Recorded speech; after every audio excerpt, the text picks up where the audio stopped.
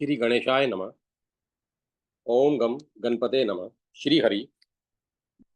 श्रीमद् देवी भागवत।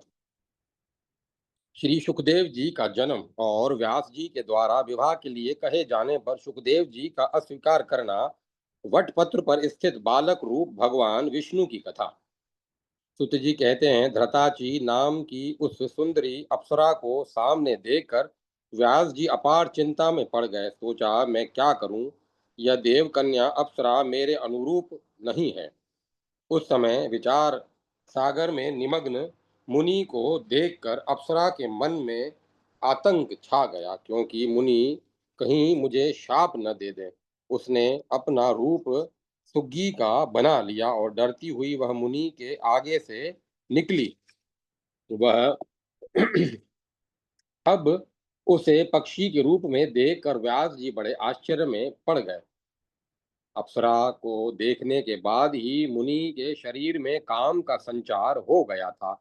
उस समय अग्नि प्रकट करने के विचार से व्यास जी काष्ठ मंथन कर रहे थे। अकस्मात उस लकड़ी पर ही उनका वीर्य गिर पड़ा, पर वे काष्ठ मंथन करते ही रहे।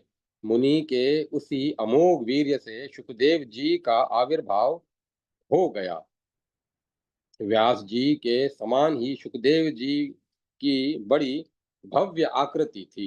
काष्ठ के अनुरूप उनके उस बालक ने व्यास जी के मन को आश्चर्यचकित कर दिया। जिस प्रकार यज्ञ में हवि पाने पर अग्नि प्रदीप्त हो उठती है, वैसे ही सुखदेव जी की आकृति चमचमा रही थी।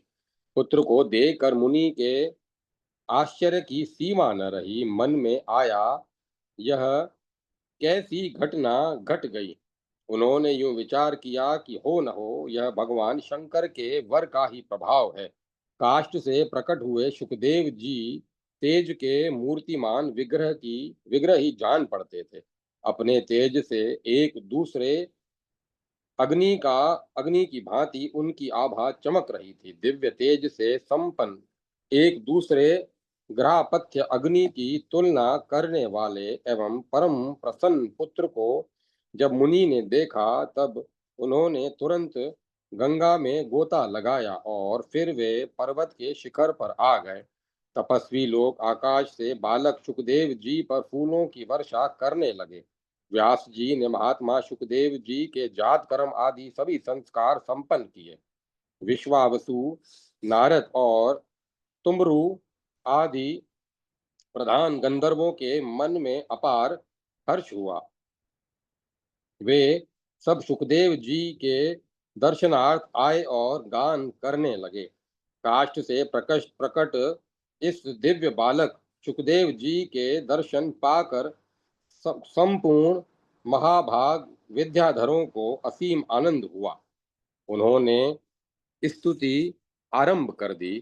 द्विजवरों, सुखदेव जी के धारण करने के लिए दंड, सुंदर कृष्णा कृष्ण मृग चर्म और दिव्य कमंडलु स्वयं आकाश से पृथ्वी पर आ गए। सुखदेव जी बहुत शीघ्र बड़े हो गए। प्रकाश तो उनका जन्म का ही साथी था। विविध विद्याओं के विशेषज्ञ व्यास जी ने उनके यज्ञोपवीत की पूरी विधि पूरी की। जन्म के समय ही रहस्य और संग्रह सहित सभी वेद सुखदेव जी के पास उसी प्रकार विराजमान हो गए जैसे उन्होंने व्यास जी को सुशोभित किया था।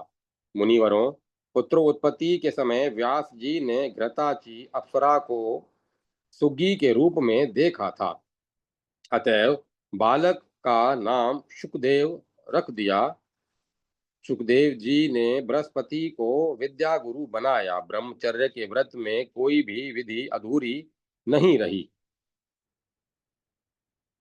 गुरुकुल में रहकर रहस्यों और संग्रहों सहित संपूर्ण वेदों एवं अखिल धर्म शास्त्रों का उन्होंने भली भांति अध्ययन कर लिया। गुरु को दक्षिणा दे दी।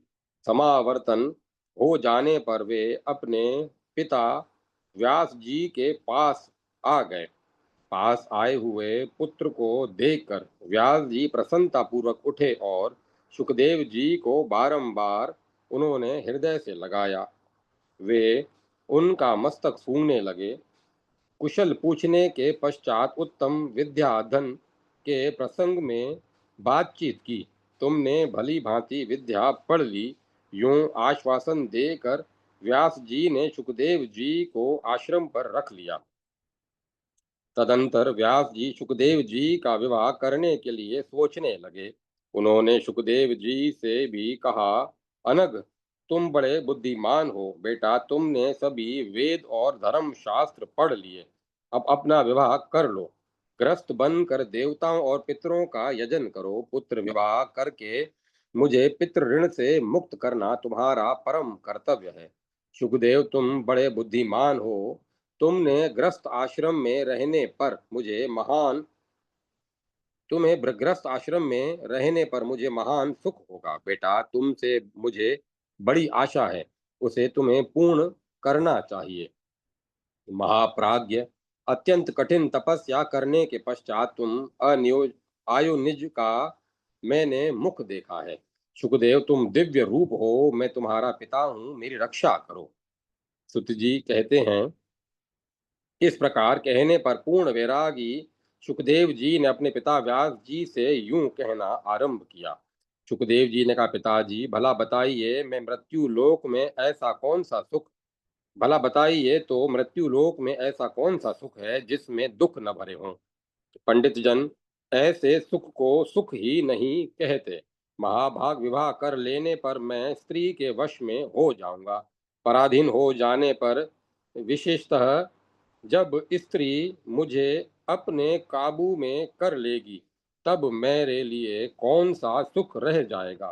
संभव है लोहे और काष्ठ के यंत्र से जकड़ा हुआ मनुष्य कभी छूट भी जाए, किंतु स्त्री पुत्रमयी श्रृंखला से बंध जाने पर तो वह किसी प्रकार भी मुक्त नहीं हो सकता। द्विजवर, विष्ठा और मूत्र से शरीर की रचना होती है, स्त्रियों का भी तो वही शरीर है।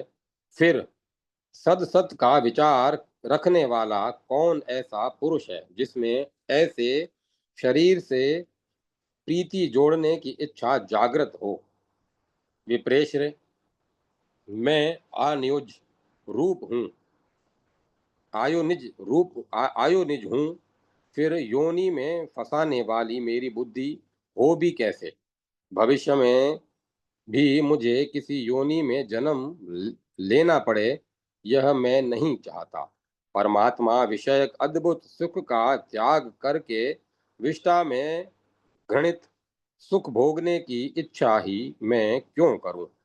आत्मा के आनंद का अनुभव करने वाले पुरुष लौकिक सुख के लिए लालायित नहीं होते। मैंने सर्वप्रथम वेदों का अध्ययन करके उन पर विचार किया, किंतु शांति न मिली, क्योंकि कर्म योग में प्रवृत्ति कराने के लिए वे वेद भी हिंसा के ही समर्थक सिद्ध हुए। मैंने बृहस्पति जी को गुरु बनाया, परंतु उन पर भी ग्रास्त में समुद्र की लहरें निरंतर लहराती रहीं। तब वे कैसे मेरा उद्धार कर सकते थे।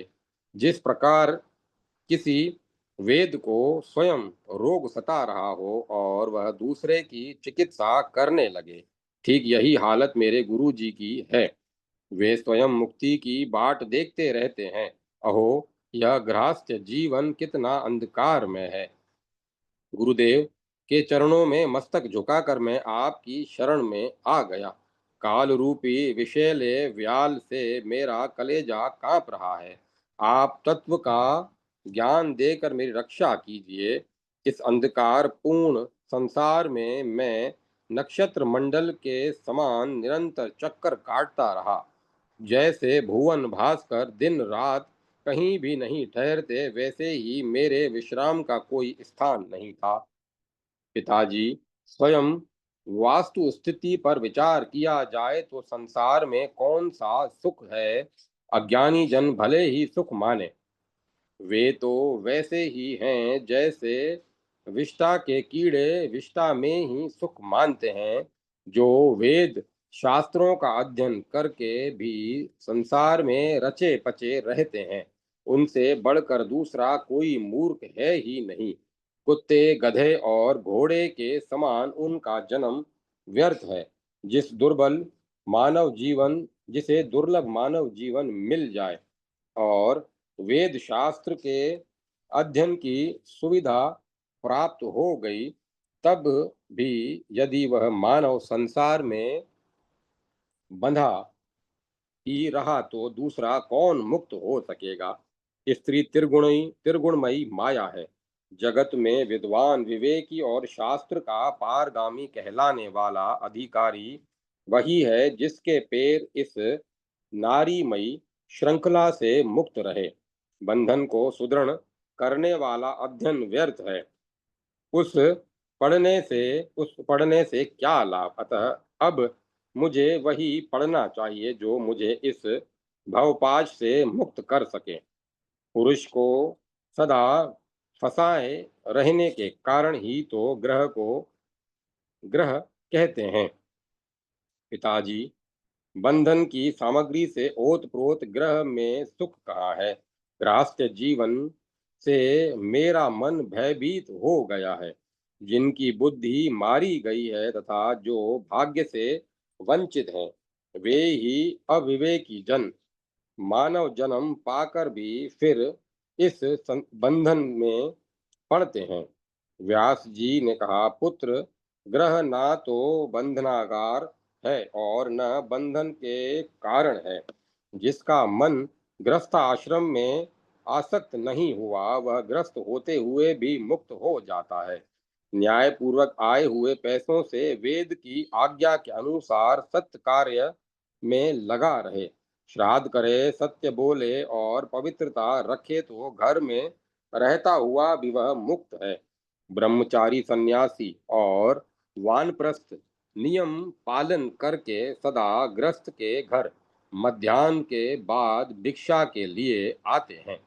उन्हें श्रद्धा पूर्वक अन्न देने और उनके साथ मधुर संभाषण करने से ग्रस्तों को महान धर्म होता है।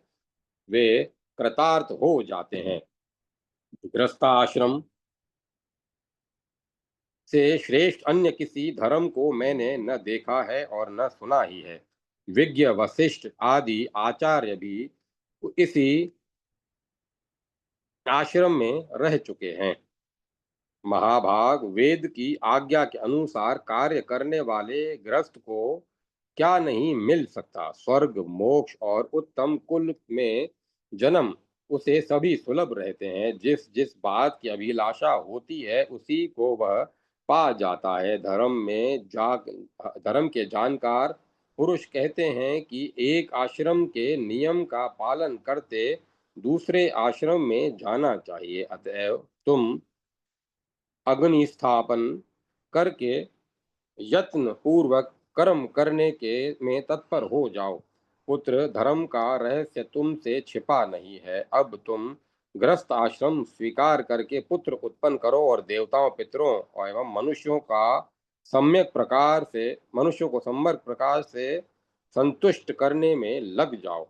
इसके पश्चात ग्रह का परित्याग करके मन में जाकर वहां का उत्तम व्रत पालन करना। वानप्रस्थ रहकर फिर उससे भी श्रेष्ठ संन्यास आश्रम में चले जाना। बेटा, तुम मेरी हित भरी बात मान जाओ। तुम्हें अच्छे कुल की कन्या के साथ विवाह करके वैदिक मार्ग का आश्रय लेना चाहिए। सुखदेव जी ने कहा, पिताजी, गृहस्थ आश्रम सदा कष्ट देने वाला है, मैं इसे स्वीकार नहीं करूंगा। शिकार में जानवरों को फंसाने वाली फांसी की तुलना करने वाले इस आश्रम से संपूर्ण प्राणी निरंतर बंधे रहते हैं। पिताजी, धन की चिंता से आतुर मनुष्यों को सुख कहाँ दिखाई देता है। निर्धन प्राणी अत्यंत लोभ में आकर अपने में ही मार काट मचाया करते हैं। इंद्र को भी वैसा सुख नहीं मिलता जैसा एक निष्प्रह भिक्षुक को प्राप्त होता है। त्रिलोकी की संपत्ति मिल जाने पर भी इस जगत में दूसरा कोई वैसे आनंद का अनुभव नहीं कर सकता। इंद्र स्वर्ग के राजा हैं, किंतु तप करते हुए तपस्वी को देखकर उनका हृदय दहल उठता है, वे अनेकों प्रकार के विघ्न उसके सामने उपस्थित करने की चेष्टा में लग जाते हैं। महाभाग, आपका मैं औरस पुत्र हूँ, यह बात जानते हुए भी सदा दुख देने वाले अत्यंत अंधकार पूर्ण इस संसार में मुझे आप क्यों ढकेल रहे हैं? पिताजी, जन्म के साथ बुढ़ापे में मृत्यु काल उपस्थित होने पर तथा विष्ठा एवं मूत्र से व्याप्त गर्भ में रहने पर बारंबार दुख ही दुख तो भोगने पड़ते हैं। तृष्णा और लालच से होने वाला दुख इससे भी अधिक कष्टप्रद है। मानद, मरण से भी बढ़कर दुख यह है जो किसी से याचना की जाए। पिताजी, बड़े परिवार हो जाने पर स्त्री, पुत्र और पौत्र आदि सभी परिजन दुख की पूर्ति के ही साधन होते हैं। फिर अद्भुत सुख कहाँ है? पिताजी, सुखी बनाने वाले योग शास्त्र और ज्ञान शास्त्र हैं। उन्हीं की व्याख्या मुझे सुनाइए। अनेकों कर्म कांड हैं, परंतु उनमें मेरा मन कभी नहीं लगता। प्रारब्ध, संचित और वर्तमान, ये तीन प्रकार के अविद्याजन्य कर्म हैं। जिससे इन सब का अभाव हो जाए, वही उपाय बताने की कृपा कीजिए। सुत जी कहते हैं, इस प्रकार के विविध वचन सुखदेव जी के मुख से निकले। उन्हें सुनकर व्यास जी का मन चिंता की लहरों में डूबने लगा। अब किस निश्चित मार्ग पर चलूं, ये वे यूं सोचने लगे। पिताजी शोकाकुल हैं, उनकी दशा दयनीय हो चुकी है। यूं देखकर सुखदेव जी की आंखों में आश्चर्य भर गया। वे कहने लगे, अहो, माया का बल सर्वोपरि है। तभी तो वेदांत की रचना करने वाले सर्वज्ञ एवं वेद के समान प्रमाणित वचन कहने वाले पंडित भी इसके प्रभाव से अपनी सत्ता खो बैठते हैं। समझ में नहीं आता वह कौन सी माया है। अहो, वह बहुत दुस्तर प्रतीत होती है। जिनके चुंगल में सत्यवती नंदन व्यास जी इतने विद्वान होते हुए भी फंस गए हैं। जो पुराणों के वक्ता हैं, जिन्होंने महाभारत की रचना की है तथा जिनके द्वारा वेद विभाजित हुए हैं, वे भी मोहित हो गए। अतः जगत को मोहित करने वाली उन माया देवी की मैं शरण ग्रहण करता हूँ।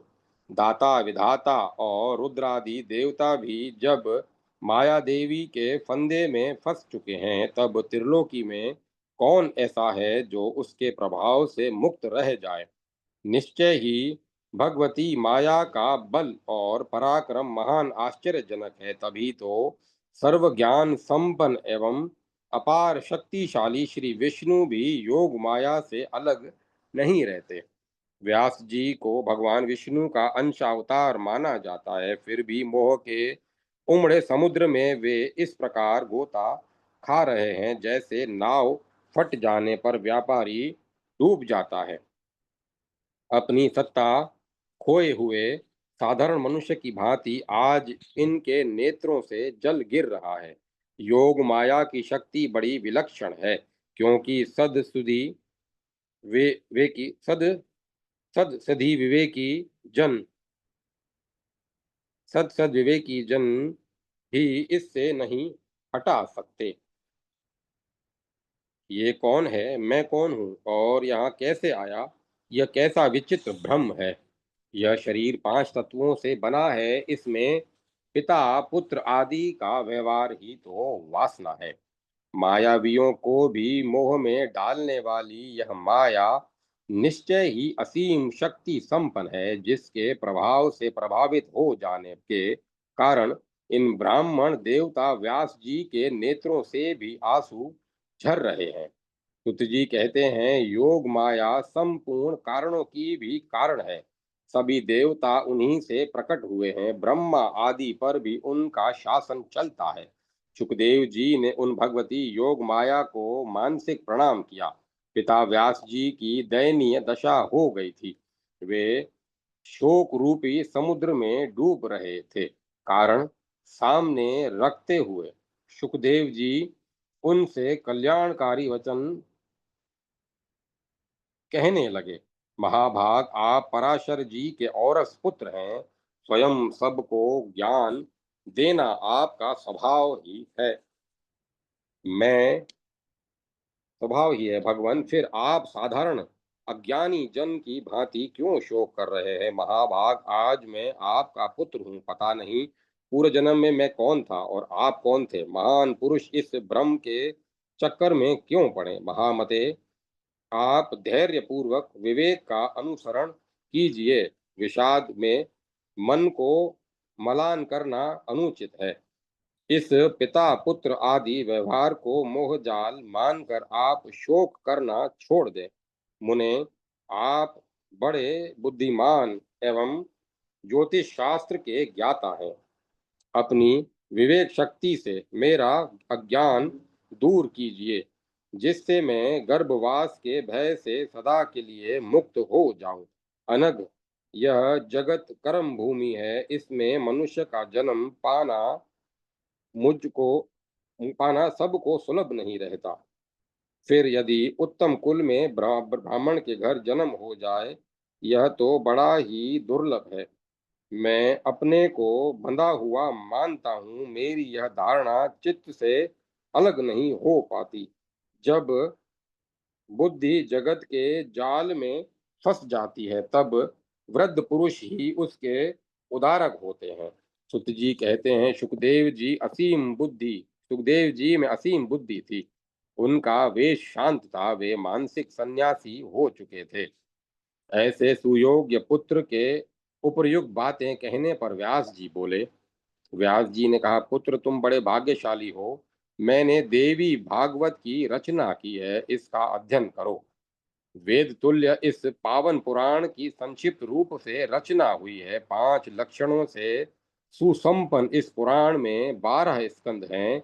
मेरी समझ से यह पुराण संपूर्ण पुराणों का भूषण है, अर्थात सबसे प्रधानता इसी की है। महामते, जिनके सुनते ही सद असद वस्तु का सम्यक ज्ञान सुलभ हो जाता है, उसी देवी भागवत का अब तुम अध्ययन करो। भगवान विष्णु बालक रूप में वटपत्र पर सोए हुए थे। सोचने लगे, मैं क्यों बालक बन गया? किस चेतन पुरुष ने मेरी यह स्थिति कर दी? किस कार्य का संपादन करने के लिए मैं रचा गया हूँ? किस द्रव्य से मेरी यह रचना संपन्न हुई है? मेरे मुझे किस प्रकार ये सभी बातें ज्ञात हों? महान पुरुष भगवान विष्णु के मन में यूं चिंता की लहरें उठ रही थी। इतने में भगवती योग माया ने सारी शंकाएं शांत कर देने के लिए आधे श्लोक में संपूर्ण पुरुषार्थ को सिद्ध करने वाला यह वचन कहा। यह सारा जगत में ही हूँ, मेरे सिवाय दूसरी कोई अविनाशी वस्तु है ही नहीं।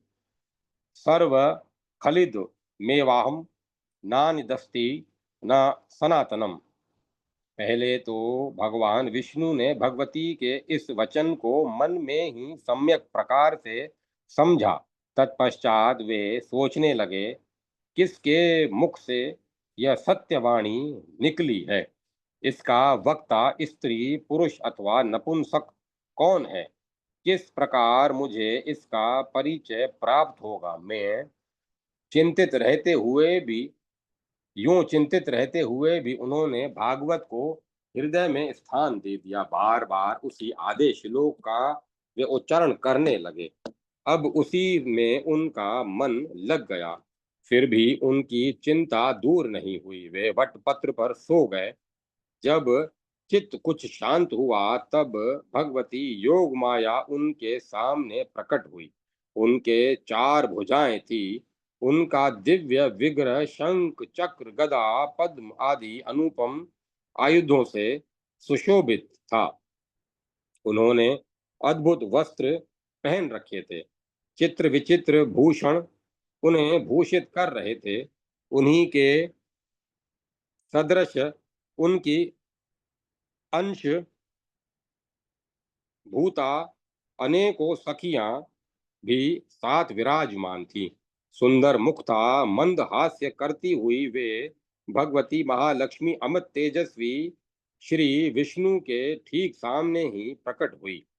सुत जी कहते हैं, इस प्रकार सर्वत्र जल ही जल था। मन को मुग्ध करने वाली महालक्ष्मी के अचानक दर्शन पाकर कमल लोचन श्री विष्णु महान आश्चर्य में पड़ गए।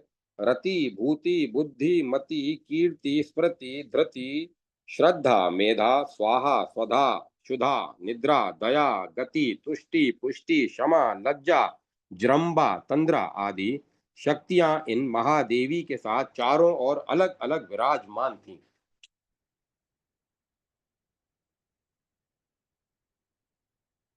सबके हाथों में श्रेष्ठ आयुध सुशोभित थे। वे अनेकों आभूषणों से अलंकृत थी। पारिजात पुष्प की माला एवं मोती के हार उनकी छवि बढ़ा रहे थे। उस जलार्म में भगवती महामाया तथा उनकी सहचरी शक्तियों को देखकर महान भगवान विष्णु का हृदय आश्चर्य से भर गया। वे सर्वात्मा प्रभु इस घटना को देखते ही आश्चर्यचकित से होकर सोचने लगे, ये संपूर्ण स्त्रियां कौन हैं तथा वट पत्र की शैया पर सोने वाला मैं ही कौन हूँ। यह जलार्ण में इस जलार्ण में यह वट का पुष्प वृक्ष कैसे उत्पन्न हुआ और किस अज्ञात शक्ति ने मुझे सुंदर बालक बनाकर यहाँ स्थापित कर दिया है। यह स्त्री कौन है, किस अवर्चनीय शक्ति ने क्यों मेरे आगे यह अद्भुत दृश्य उपस्थित कर दिया। अब मुझे क्या करना चाहिए, मैं कहाँ जाऊं और कहीं न जाकर सावधानी के साथ बालक स्वभाव वश चुपचाप यहीं लेटा रहूं। जय माता सरस्वती। जय मां सरस्वती। अध्याय 14-15 समाप्त। भगवान विष्णु और महालक्ष्मी का तथा भगवान विष्णु और ब्रह्मा का संवाद। व्यास जी के द्वारा सुखदेव जी से जनक जी के पास मिथिलापुरी जाकर संदेह निवारण करने का अनुरोध और सुखदेव जी का जाने के लिए प्रस्तुत होना। श्री सुखदेव जी का मिथिलापुरी में पहुंचकर नगर के द्वारपालों को उपदेश देना। महल के द्वार पर रोके जाने के बाद उनका विलास भवन में पहुंचना तथा प्रत्येक स्थिति में निर्विकार रहना। व्यास जी कहते हैं, भगवान विष्णु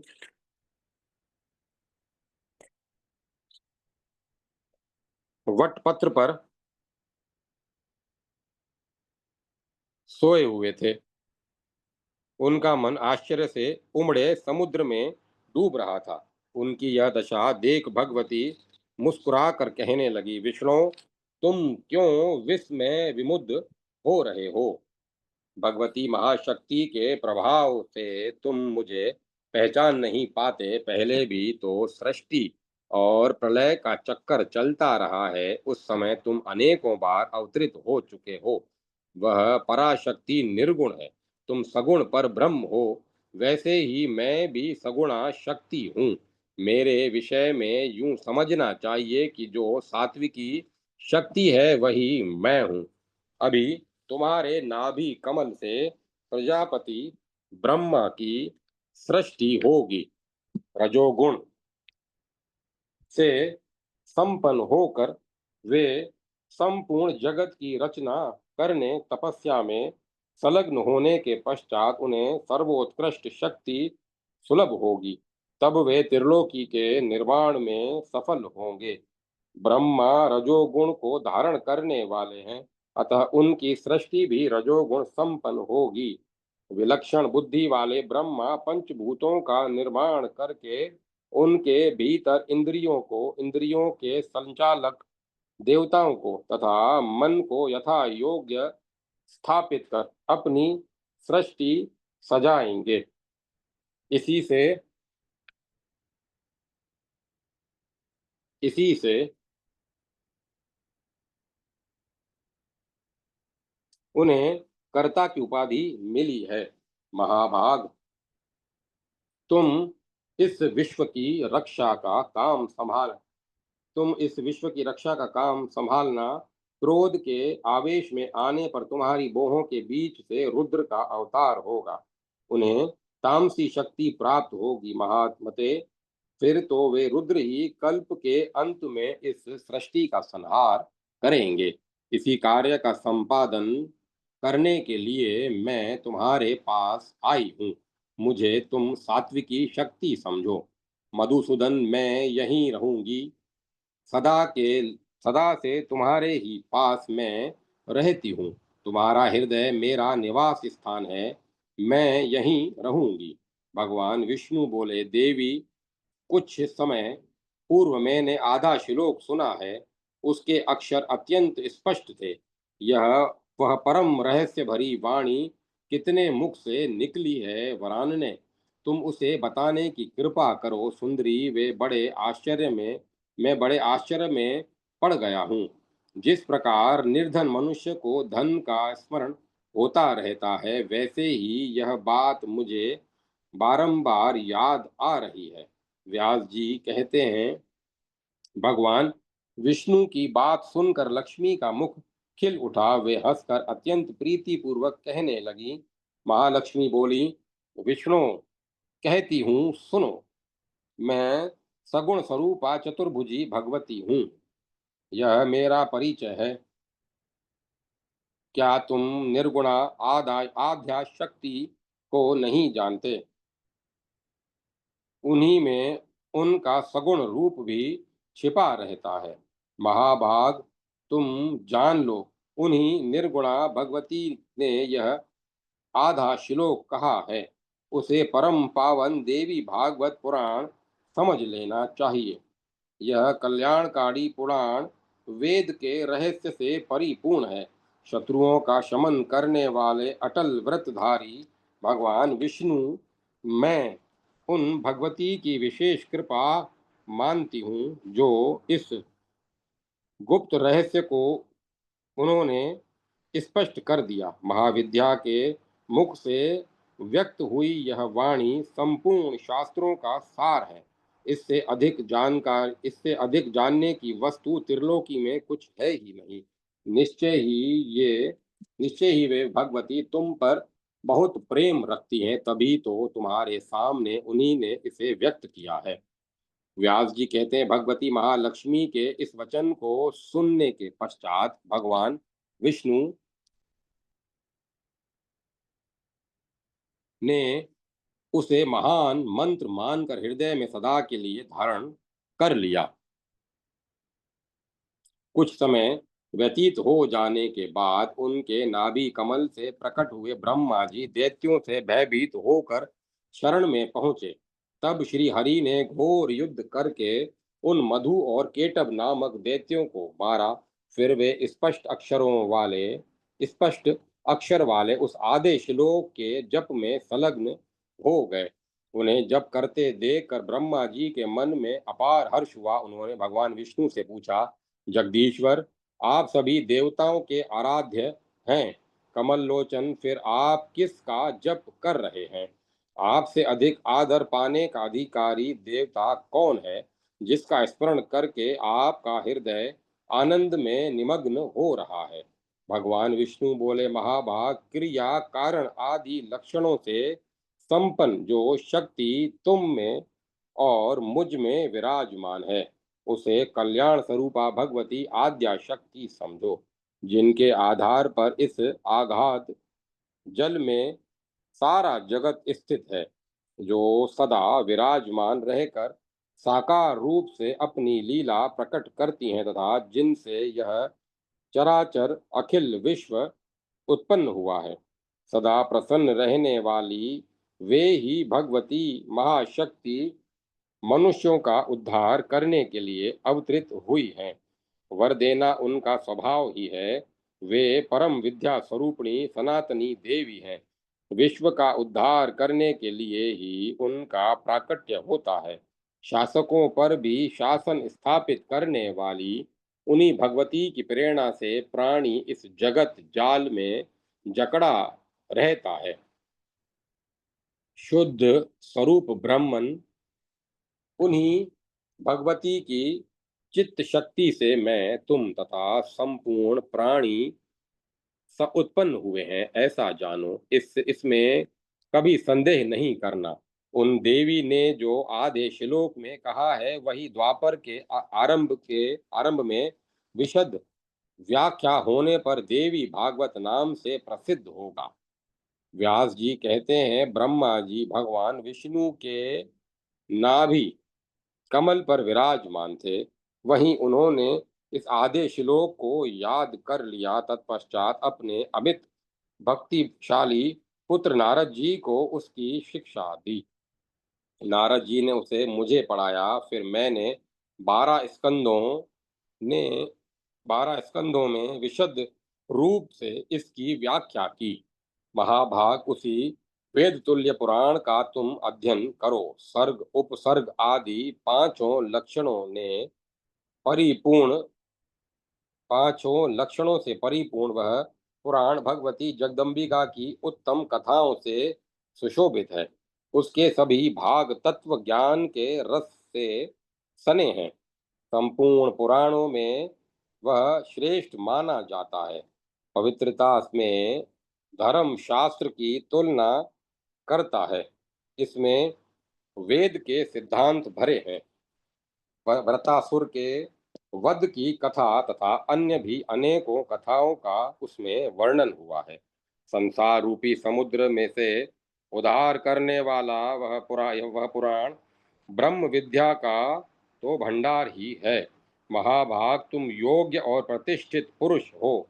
तुम्हें अनुपम बुद्धि प्राप्त है। अतः इस परम पावन देवी भागवत नामक पुराण के अध्ययन में उदत हो जाओ। इसमें 18,000 श्लोक में अज्ञान को दूर करने वाले इस दिव्य पुराण के प्रभाव से ज्ञान रूपी सूर्य अत्यंत तपने लगता है। यह प्रशंसनीय कल्याणकारी पुराण श्रोताओं और वक्ताओं को बनाता सुखी बनाता, शांति प्रदान करता, दीर्घजीवी तथा पुत्र एवं पौत्र से संपन्न करता है।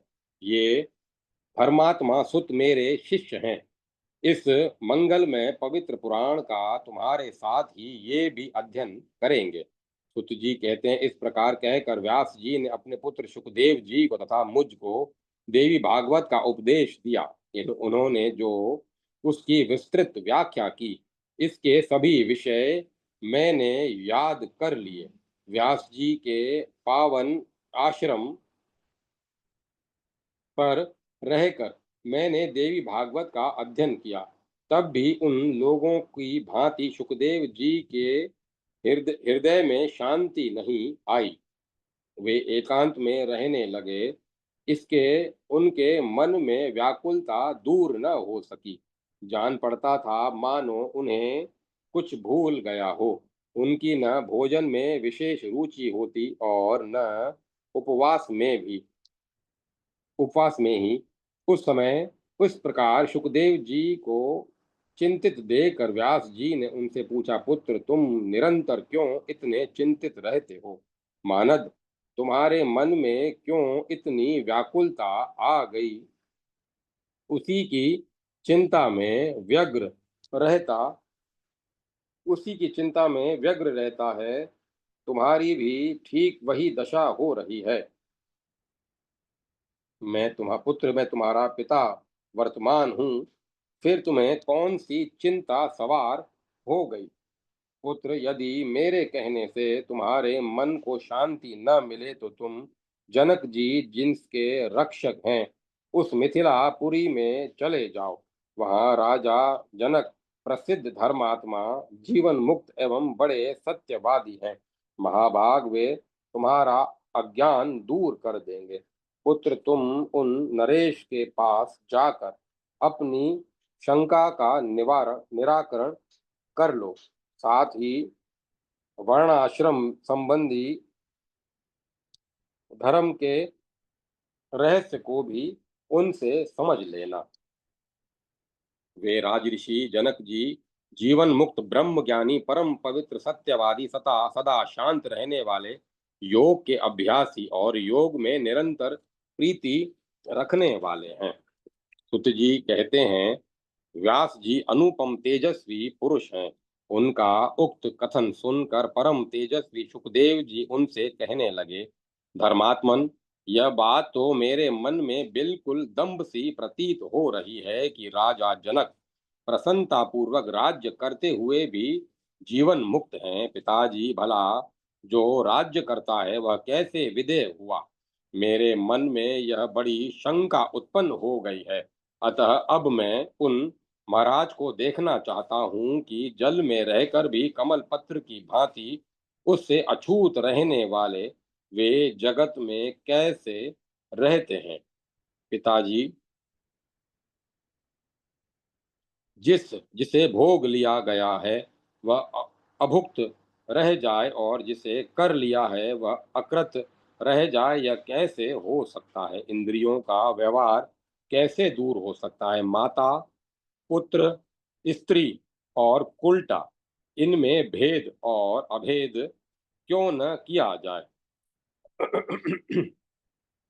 यह और यदि किया गया तो फिर मुक्तता कहाँ रही?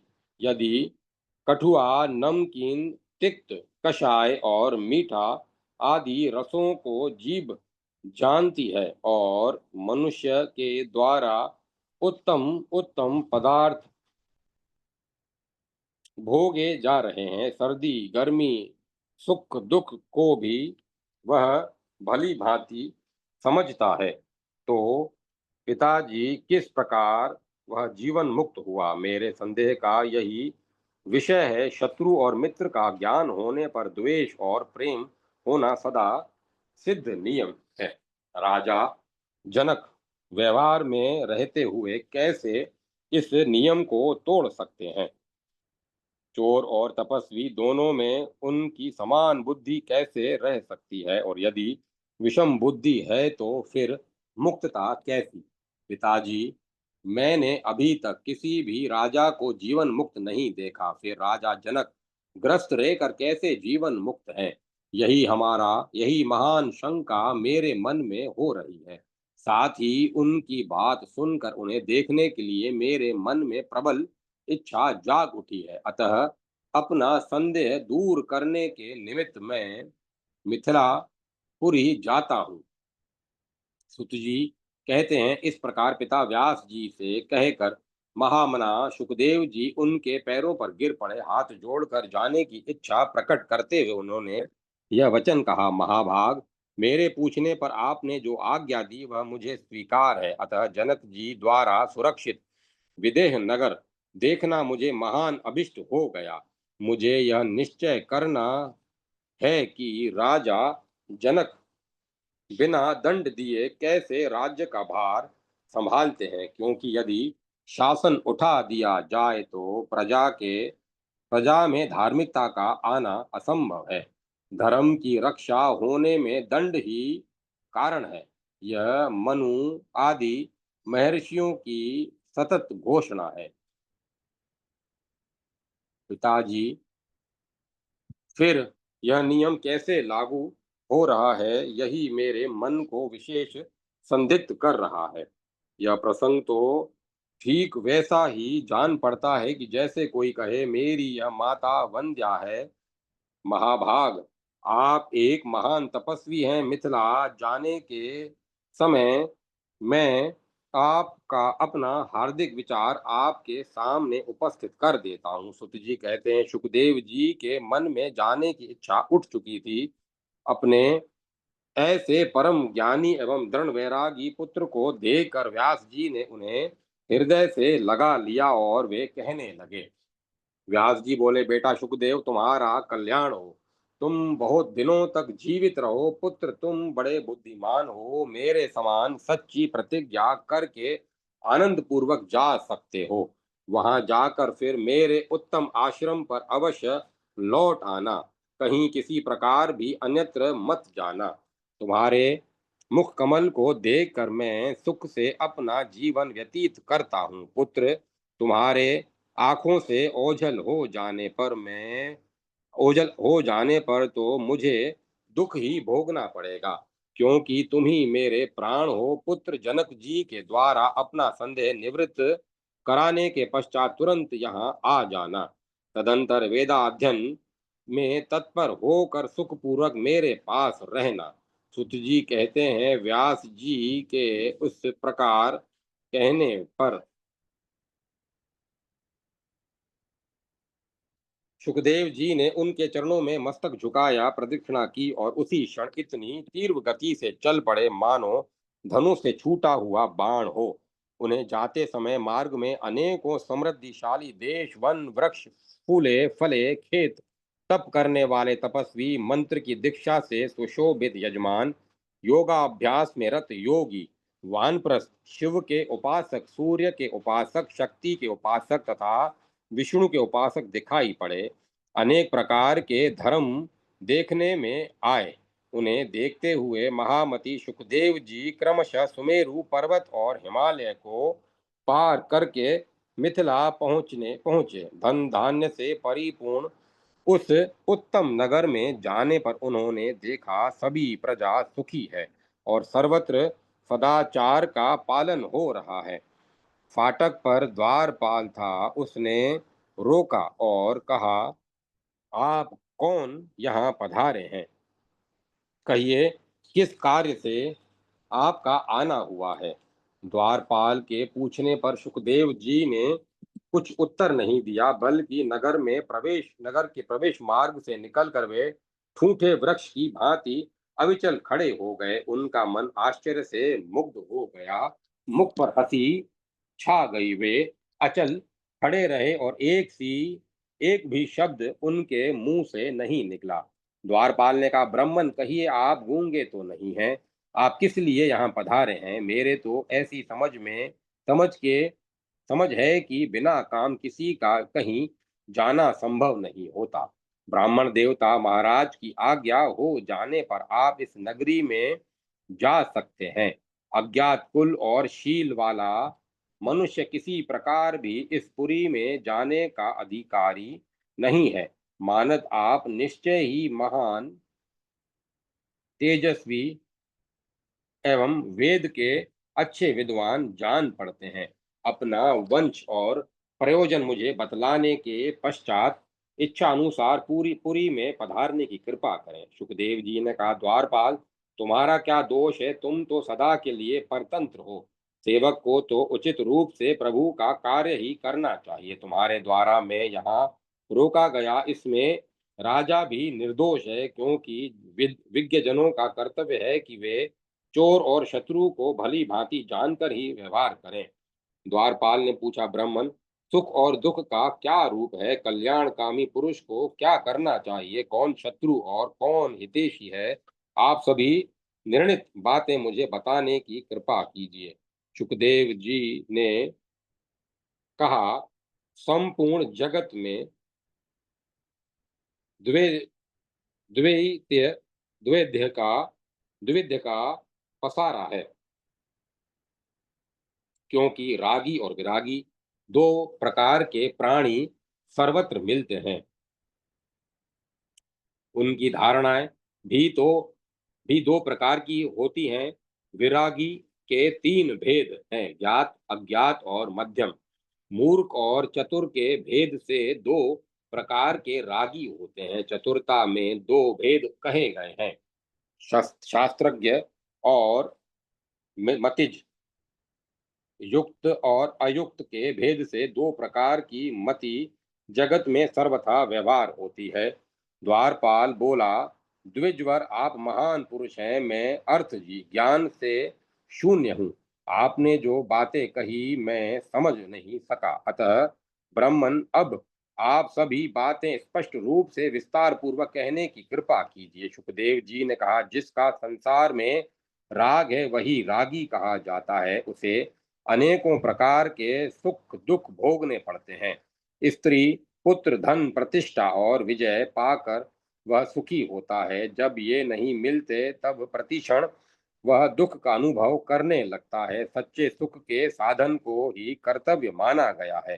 मैं उसमें विघ्न उपस्थित करता जो उसमें विघ्न उपस्थित करता है उसे शत्रु जानना चाहिए। रागी पुरुष सदा सुख पहुंचाने वाला मित्र कहलाता है। जो मोह में नहीं पड़ता वही चतुर है। सर्वत्र मोहित हो जाने वाला मूर्ख कहलाता है। एकांत में रहकर आत्मा का चिंतन करना और वेदांत का स्वाध्यायी होना वैरागी पुरुष के लिए सुख है। जगत का चिंतन और अनुशीलन यदि आदि जितने कार्य हैं वे सब वैरागी जन के लिए दुख रूप हैं। कल्याणकामी विज्ञ पुरुष के लिए काम क्रोध और प्रमाद आदि भांति भांति के शत्रु कहे गए हैं। केवल संतोष ही उसका बंधु अर्थात मित्र है। इसके सिवा त्रिलोकी में दूसरा कोई भी हितैषी नहीं है। सुत जी कहते हैं, सुखदेव जी के उपर्युक्त वचन सुनकर द्वारपाल के मन में निश्चित हो गया कि यह कोई ज्ञानी ब्राह्मण है। अतः उसने राजा के भव्य भवन में पधारने के लिए मुनि से प्रार्थना की। सुखदेव जी मिथिला का दृश्य देखते हुए आगे बढ़े। वह नगरी 3 प्रकार के मनुष्यों से खचाखच भरी थी।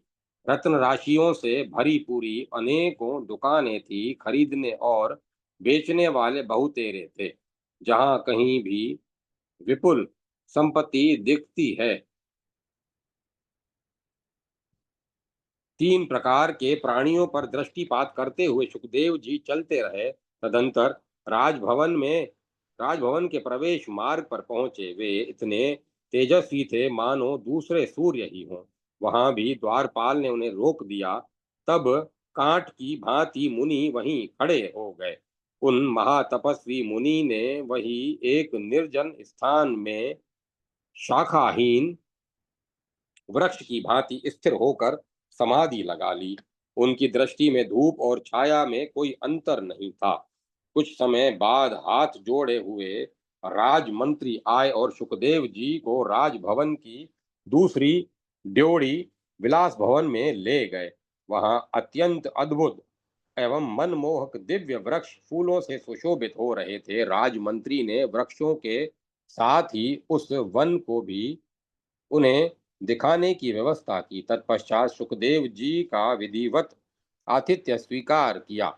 राजा की सेवा में तत्पर रहने वाली गाने और बजाने में परम प्रवीण बहुत सी सुंदरियां वहां थी। उन्होंने काम शास्त्र का अध्ययन सम्यक प्रकार से किया था। उन स्त्रियों को सुखदेव जी की सेवा करने के लिए आज्ञा देकर स्वयं राज्य मंत्री उस भवन में चले गए। उस समय केवल मुनि ही वहां अकेले रहे। उन स्त्रियों ने सर्वोत्कृष्ट श्रद्धा से विधि पूर्वक सुखदेव जी का स्वागत सत्कार किया।